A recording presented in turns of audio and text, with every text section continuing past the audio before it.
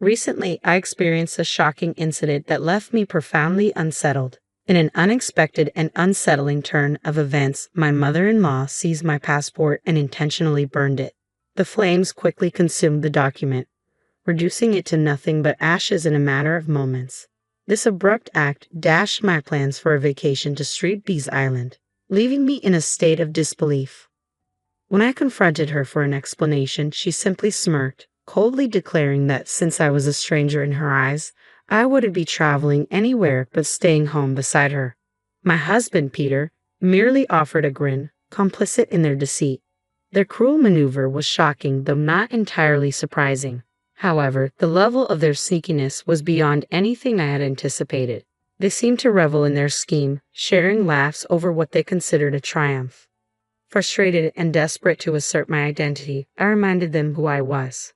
My name is Kayla. I'm 30 years old and I'm a linguist. I study and teach languages at the university, a role that often requires me to travel abroad for extended periods as I engage with different cultures and share my knowledge. My job demands frequent travel, often taking me away from home for months at a time. Before this career, I never imagined marriage would be in my future. But everything changed when I returned to my home country at 25 and met Peter, who would later become my husband. Despite the challenges posed by my career, which keeps me overseas for about half the year, Peter and I maintained our relationship through constant communication via phone calls and emails. We married when I was 27, and he has been incredibly supportive, even with the long separations that define our life together. As I made my way home from the airport after a 6-month absence, I felt excitement bubbling within me rather than fatigue. I was eager to reunite with Peter, hoping for a joyful reunion and perhaps a resolution to the turmoil his family had caused. Upon arriving home, I discovered that Peter hadn't yet returned, so I started tidying up. Although I always remind him to keep our place neat, I usually find it somewhat disordered. Normally, this would bother me, but today I decided to overlook it because I was simply too thrilled to see him again. As I busied myself in the kitchen, I heard the front door open. It was Peter. Overjoyed, I rushed to greet him. "Welcome home, Peter. It's so good to see you." But his response was lukewarm. "Oh, hi, Kayla. You're back," he said, almost dismissively. After 6 months apart, I couldn't hide my disappointment. "Peter, aren't you going to say you miss me?" I asked, trying to mask my hurt. He shrugged. "We've been doing this for a while, so I guess I'm used to it. I'm just really tired." "Is dinner ready?" he asked, shifting the conversation. "Yes, it's ready. Let's eat." Dinner should have felt special after so many months apart, but today it was tinged with sadness. His attention seemed divided as he constantly glanced at his phone while we ate. I couldn't hold back my frustration any longer. "Hey, Peter. Why do you keep staring at your phone?" I asked, trying to mask my irritation. He brushed me off, claiming there's nothing wrong. "But you've been gone, and we've stayed connected through calls and emails, right? There's nothing new to discuss." His dismissive attitude stung. "That may be true, Peter, but it's been a long time since we've been together. Shouldn't that count for something?" My tone sharpened with my growing frustration, and I could see it upset him. He stood up abruptly, placing his phone on the table, and glared at me. "You just came off a plane, but I'm exhausted from work," he snapped, and his words cut deep. "I'm tired too. I came straight here after work." "Don't talk to me like that," I retorted, my voice rising. "I didn't ask you to rush home. You chose to come back immediately," he replied coldly. His words felt like a slap in the face, but I needed to express how I felt. "You don't have to say it like that. Despite everything, I missed you." For a moment, we both paused, the weight of my words hanging heavily between us. After months apart, I had returned only to find the atmosphere chillingly tense. Peter's reception was colder than I had expected. As we sat down for dinner, he blurted out, "I didn't ask you to rush home. If you're going to act like this, maybe you shouldn't have come back at all. You're being annoying, Kayla." Frustrated, he slammed his hand on the table and stormed out of the room, leaving his dinner untouched. Alone and confused, I wondered why he was acting so cold. I had eagerly anticipated our reunion, but it felt like I was the only one excited. What was the point of coming home early if it only ended in disappointment? Tears spilled onto the table as I sat there, the joy of our reunion overshadowed by a sinking feeling of dread. The next morning, the tension still lingered. When I greeted him with a good morning, he shot me a frosty look and said bitterly, I envy you. You get to relax at home all the time while I'm stuck working. That's not true, I replied, trying to correct him. I have a lot of work too, summarizing our activities, preparing for the next training session. It's more work than you think. He dismissed my efforts with a wave. Sure, but you can do it from home. I wish I had a job where I could take half the year off. Enjoy your time at home, princess. Stunned by his sarcastic tone, I watched as he left the house without another word. We had argued before, but he had never been this cutting. His sarcasm left me puzzled and worried about the growing rift between us, and I found myself pondering what might help mend our relationship. I busied myself with household chores, vacuuming and changing the linens when my phone rang. It was my mother-in-law. A sense of unease washed over me as I answered, "Hello, Kayla here." "Hi, Kayla. It's been a while. I heard you're back home and had a rough day yesterday," she said, her tone casual. "Yes, that's right," I replied, unsure of where this conversation was headed. "And I also heard you upset Peter," she added, her voice taking on a sharper edge. "He was quite angry." Her words added to my confusion and worry, leaving me questioning how I could bridge the growing gap between Peter and me since my return. Then, during the call, my mother-in-law's suggestion caught me off guard. "Now that you're back, how about we plan a family trip?" she proposed. Before I could process the idea, she continued, "I was talking with my husband about going to Street Barks Island, and Peter mentioned he wanted to join us. You used to travel abroad, right? Could you help us with hotel reservations and other arrangements?" Her request felt loaded. It was clear from her tone that she didn't relish the thought of traveling with me but saw an opportunity to leverage my travel experience. My relationship with her had always been strained. She had never hidden her disdain for me, especially since our first meeting at the wedding reception, where her sarcastic attitude had made a lasting impression. Even after 3 years of marriage, her views hadn't softened. When I was working abroad, she often sent stinging messages questioning my commitment as a wife. "How can you be a wife and stay away from home for months? If you don't take care of the house, I'd rather my son marry someone else. It was a mistake to let him marry you." Those memories made me apprehensive about her proposal. It felt as if I were being used merely to facilitate their travel plans, a task that seemed far more appealing to her than enduring her usual critiques. I was frustrated with myself for my inability to decline, even though I knew I was being manipulated. A few hours later, Peter returned from work in a noticeably better mood than before. He dropped his briefcase on the sofa, flashed a wide smile, and said, "Mom called, didn't she? We can go on a trip to Street Barts." "Yeah, I heard," I replied cautiously. "But you're not thinking of turning it down, are you?" "Mom wants you to come with us," he pressed, his enthusiasm making it even harder for me to express my reservations. I understood his desire for me to be involved, but the dynamics made me uneasy. How could I navigate this situation without escalating tensions or feeling even more used? As the conversation about the family trip continued, I tentatively suggested, "Why don't you just go with your mom and dad as you originally planned?" The moment those words left my lips, Peter's demeanor shifted dramatically. He clicked his tongue, and his voice turned more threatening. "You need to understand your role here. The only time you're useful to us is when we're traveling." His words stung. "You don't have to talk to me like that," I protested. "It's true, isn't it?" he shot back, undeterred. "Anyway, you'll handle all the flight and hotel bookings, and everything should be in my name." "But Peter, you're going to pay for the whole trip," I clarified, trying to understand our financial arrangement. "What are you talking about? We'll split the cost 50-50. It's a small price to pay to show respect to our parents," he argued, implying that my objection was disrespectful. "And what does that mean? If you've got time to lounge around at home, make the reservations now," he demanded. "This isn't right. I don't want to," I mumbled, my voice barely above a whisper.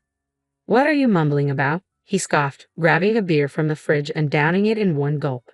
Despite my inner turmoil and the unfairness of the situation, I felt cornered, embarrassed, and without a real choice. Reluctantly, I proceeded to make all the arrangements for the flights and accommodations for the trip to Street Barts, just as Peter and his mother had insisted. I was set to pick them up at my in-laws' house and head straight to the airport, but a few days before our departure, I found myself restless and unable to sleep. Late at night, I noticed Peter wasn't beside me. I walked to the living room and overheard him on the phone. "It's okay, Mom. I'll be there first thing in the morning as planned. Please handle the passport issue. Anyway, seriously, I'm looking forward to it. I'll make sure to introduce her to you," he said into the receiver. Hearing this stirred a mix of emotions within me. What was supposed to be a family trip was morphing into a series of commands and manipulations, and now there were secrets involved too. I stood there, unsure of how to confront this new revelation. When I returned home, Peter's conversation still echoed in my mind. He had mentioned a passport and an introduction, and since he was talking to his mother, I was certain she was on the other end. It felt like there were hidden plans that I wasn't privy to, leaving me uneasy about the upcoming trip. Clearly, something was being orchestrated behind my back, but I couldn't grasp the full extent of it. Determined to remain vigilant, I cautiously prepared for our departure. The day of our trip to Street Barts finally arrived. I methodically packed both my carry-on and handbag, including items for my husband, ensuring we were ready for the journey. With everything set, Peter and I drove to my in-laws' house. As we approached, I braced myself, unsure of what awaited us, but ready to face whatever might come. Upon our arrival, it was only my mother-in-law who greeted us. "Oh, hi Kayla. It's been a while. Good to see you. We're almost ready. I just need to grab a few things for the trip, so it might be a little while," she said, her tone casual yet laced with urgency, raising my suspicions even further. "Okay, take your time," I replied, trying to mask my growing unease. I nodded in response, but then she added, "Oh, and Kayla, could you bring the carry-on case from the other room? It's heavy, so please get Peter to help you." "Sure, I'll do that," I agreed, keenly observing the exchange of knowing glances between my husband and mother-in-law. I kept my passport securely in my pocket, an instinctual move born from the mistrust that had been building. Following my husband's directions, I returned to the living room with the carry-on, only to find my mother-in-law waiting for me with a mischievous grin. To my horror, she was holding my passport in her hands. "Now you can't go on the trip to Street Barts," she declared, a smirk spreading across her face. "What do you mean?" I asked, disbelief washing over me. The weight of her words began to sink in. "I'm going to burn this passport right now," she threatened. "What did you just say?" I responded, my heart racing. "I was just using you to handle the trip arrangements," she admitted callously. "You're a stranger here, so you'll be staying behind. Too bad." Her words struck me like a cold slap. The situation was far worse than I had imagined, and the betrayal cut deep. I realized I was not just an outsider in their plans, but merely a pawn in whatever game they were playing. The revelation left me reeling, unsure of how to respond to such blatant manipulation and deceit. In a sudden and shocking move, my mother-in-law stormed into the kitchen, lit a lighter, and set my passport ablaze in the sink. The document quickly caught fire, turning to black ashes before our eyes. "We did it," she triumphantly declared. My husband joined in, cheering. "Yeah, Mom, we made it." "No," I interjected, my voice rising. "It's just the three of us on this trip, right? We'll get to meet Peter's new girlfriend when we get back." "I've already set that up," my mother-in-law replied nonchalantly. "We don't need this useless woman anymore." My father-in-law chimed in coldly, pulling out his cell phone to show me pictures of himself with another woman, a satisfied grin on his face. "I'm not divorcing you for the sake of my reputation, but you'll be staying here while we go on our trip. When we get back, I'll move in with her, and you can leave." My mother-in-law laughed mockingly at his words, and their expressions were filled with malice. At that moment, I realized the depth of their betrayal. I realized I no longer belonged in a family like this. Forcing a smile, I asked, "By the way, whose passport is that?" "What are you talking about? It's yours, of course," she replied confidently. "I took it out of your handbag." "My passport is right here," I said, holding up my actual passport from my pocket. "What? No, it can't be," she stammered, her confidence wavering. I showed her my passport, still intact. "Yes, it's my passport. See for yourself." Panic washed over her as the realization dawned. Her face turned pale. "That's not possible," she muttered, her voice trembling. It seemed my mother-in-law had mistakenly believed she had taken my passport from my handbag without checking thoroughly before burning it. "Whose passport did I burn then?" she asked, her voice quivering with fear and confusion. "I guess it was your son's passport that was in there," I suggested. "You burned my son's passport," she gasped, horrified. My mother-in-law turned white as the weight of her mistake hit her. The already strained family dynamics were now irrevocably shaken by her rash actions and the underlying schemes that had come to light. As the chaos unfolded, my husband's fury erupted. What have you done? I told you to be careful. I only found one passport in her handbag. Who would have thought it belonged to me? I don't care. You didn't check properly. And now look what's happened, he shouted. You're saying it's my fault. If you had checked from the start, I wouldn't have made this mistake, she retorted, her voice rising in defense. Their argument escalated quickly, each blaming the other amidst the turmoil. My husband turned to me, exasperated. Hey, Kayla, do something. But I refused to be dragged further into their mess. Seriously, who do you think you are, telling me what to do? You cheated on me behind my back. How dare you both? You and your mother are despicable. Hey, who do you think you're talking to? My husband snapped. I'm talking to you and your awful mother. Don't think I'm just going to let this slide. You're going to pay me back for the affair and all the nasty things your mother has said to me, I declared, my resolve hardening. Just then, my father-in-law appeared, drawn by the noise. What's going on here? He demanded. After I explained everything, he was livid. The planned trip was immediately canceled, and the fallout was severe. My mother-in-law faced a divorce while my husband was disowned by his father and banned from returning home.